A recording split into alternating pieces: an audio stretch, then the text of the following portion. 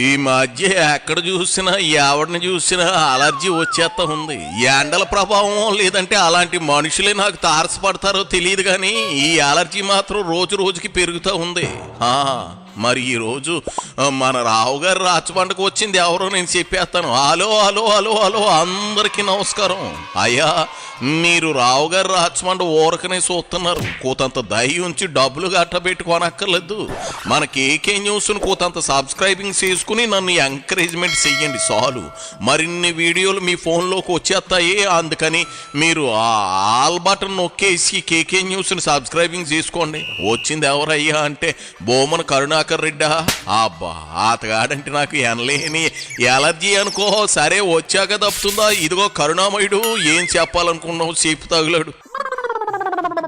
ముఖ్యమంత్రి చంద్రబాబు నాయుడు గారు తన పాలనా వైఫల్యాలని కప్పిపుచ్చుకోవటానికి ప్రజలకు 143 వాగ్దానాలు చేసి ఏ ఒక్క హామీని కూడా నెరవేర్చకుండా ఆ హామీల నుండి ప్రజలను డైవర్ట్ చేయడానికి ప్రతి వారము ఏదో ఒక రకమైన డైవర్షన్ పాలిటిక్స్ చేస్తూ దానికి శిఖరాయమానంగా గత 3 రోజులుగా జగన్మోహన్ రెడ్డి గారి వ్యక్తిత్వాన్ని పాతాళానికి తొక్కాలా అన్నంత హేయంగా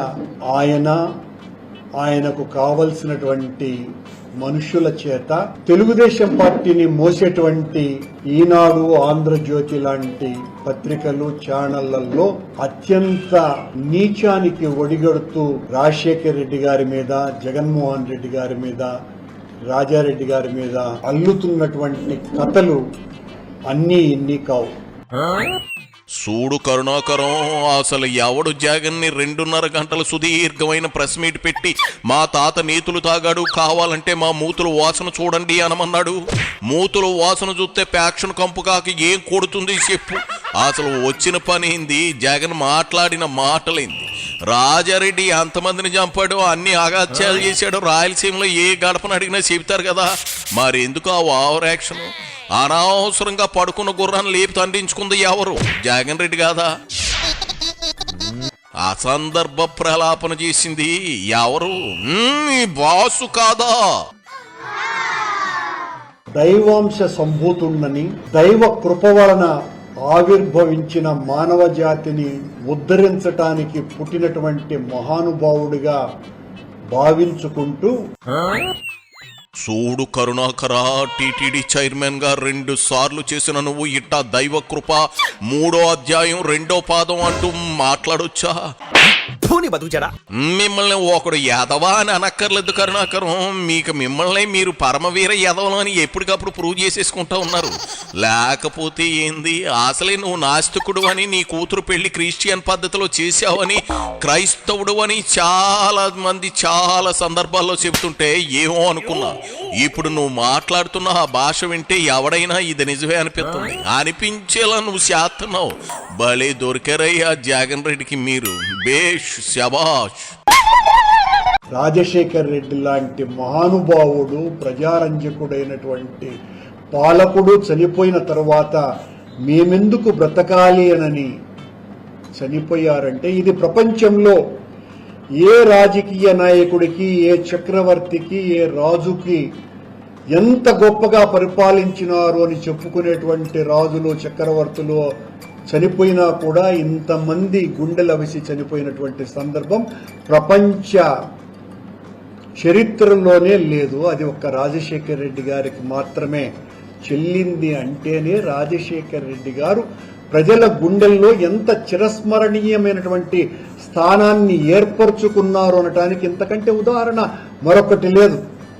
ఆ రోజున రాజశేఖర్ రెడ్డి గారు చనిపోయినప్పుడు దాదాపు 9 కోట్ల మంది ఆంధ్ర ప్రజల ఇళ్లల్లో కనీసం అంటే 90% పైగా కుటుంబాలు పొయ్యి కూడా 3 రోజులు వెలిగించకుండా మొత్తమంతా దుఃఖ సాగరంలోనే మునిగినారు అని ఇవన్నీ కూడా చరిత్ర కదా.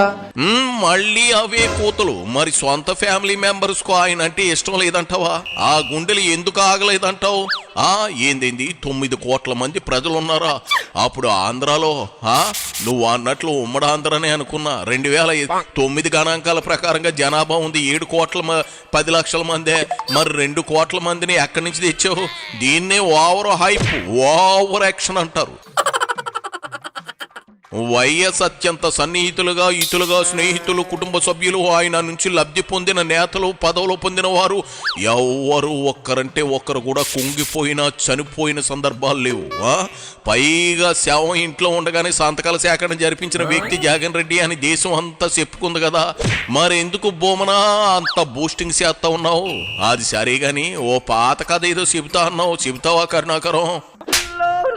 మేము ఫండ్ రైజింగ్ కి సంబంధించి చక్రపాణి అని అక్కినేని నాగేశ్వరరావు గారు నటించిన ఒక చిత్రాన్ని మేము ప్రదర్శించటం జరిగింది తిరుపతిలో రామ్రాజ్ థియేటర్లో డిసెంబర్ 8వ తారీఖు 1974 సంవత్సరం.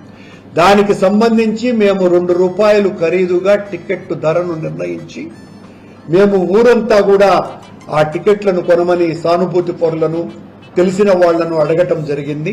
అందులో రీసెర్చ్ స్కాలర్ గా ఉన్నటువంటి చంద్రబాబు గదికి నేను, నా స్నేహితుడైనటువంటి ఎన్ శ్రీధర్ అన్నటువంటి రాడికల్ ఉద్యమ నేత ఇద్దరము కూడా చంద్రబాబు గారి గదిలోకి వెళ్లటం జరిగింది. చంద్రబాబు ఆయనతో పాటు ఆయన స్నేహితుడు అక్కడ పడుకొని నిద్రపోతూ ఉన్నాడు. చంద్రబాబు గారిని మేము ₹2 అడిగితే చంద్రబాబు జోబిలో ఖచ్చితంగా ₹2 కనపడుతూనే ఉన్నాయి.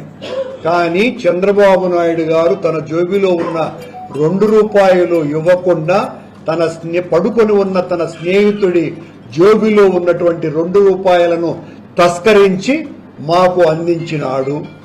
నేనే సాక్ష్యం. బాళేగా ఉందయ్యా కరుణాకరం నీ కాదా. ఇలాంటి పేటకాదులు జగన్ రెడ్డికి వెళ్ళి చెప్పు. నోట్లో ఏకపా పెట్టుకుని మరీ ఇంట్రెస్ట్ గా ఉంటాడు. నువ్వు అన్న పాయింట్ కి వద్దాం. ఇక్కడ 2 కోణాలు ఉన్నాయి. ఒకటి, అసలు నీ తోకలో ₹2 కోసం బాబు నిద్ర నుంచి లేపితే లెఫ్ట్ లెగ్ తో తనకుండా సాయం చేయడం ఒక కోణం అయితే, రెండో కోణం స్నేహితుడి జేబులో డబ్బు తీసి ఇవ్వడం తప్పు కాదు. స్నేహితుడితో తనకున్న అనుబంధం అలాంటిది. వాళ్ళు ఫుడ్ బెడ్ పంచుకున్నట్లే డబ్బులు కూడా పంచుకుంటారు, తప్పే ఉంది. నా స్నేహితుడు నాకు తెలియకుండా జేబులో చేయబెట్టి డబ్బులు చేస్తే అందులోనూ బోడి ₹2. దాన్ని మా ఇద్దరికి ఉన్న క్లోజ్నెస్ అలాంటిది అనుకోవాలి కానీ దొంగతనం అనరు కరుణాకరం. పచ్చ కామెరీలోడికి లోకం అంతా పచ్చగా కనిపించకపోయినా దొంగతనాలు అలవాటు ఉన్న నీలాంటి వాడికి అన్ని దొంగతనాలకి కనిపించడంలో వింతే ఉందలే. చాలా కష్టపడి కథ రాసావు కానీ ఇక లాజిక్ మిస్ అయ్యో. Better luck next time. సొల్లు కథలు ఆపి బయలుదేరు కరుణామయుడు, బయలుదేరు.